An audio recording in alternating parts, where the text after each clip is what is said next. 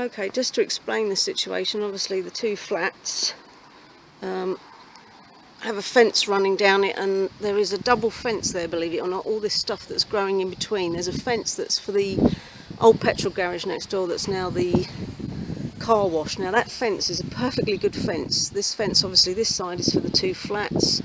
You can see it's all bowing out. When the wind gets hold of that section, that's really buckling. I'm surprised it hasn't blown over. But there's a load of brambles and crap growing in between the two. This panel was bowing out, and I asked the council to come and do something, thinking that they would actually replace the fence, because as you can see, all the concrete that's holding it this end is just crumbling. But their idea of fixing it was to sink that concrete post in. Considering that Dacorum County Council has just spent 17 million on beautifying Marlows, I'm sure there's still some money in the coffers for them to actually come round and do something. I've contacted Frank and Shirley about obviously this section here, because I don't know if you can see it, the concrete post has collapsed.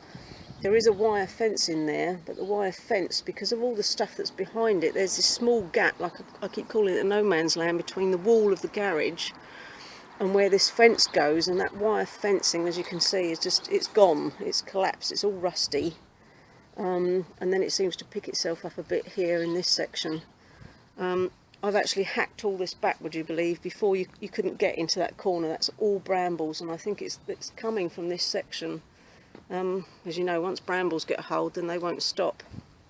But the idea obviously would be to try and get the summer house. The reason the little summer house in this corner here is for me to have like a little painting studio, because she hasn't really got room in the flat. That's the school there, and the fence there is obviously those bushes, but the brambles have just taken over.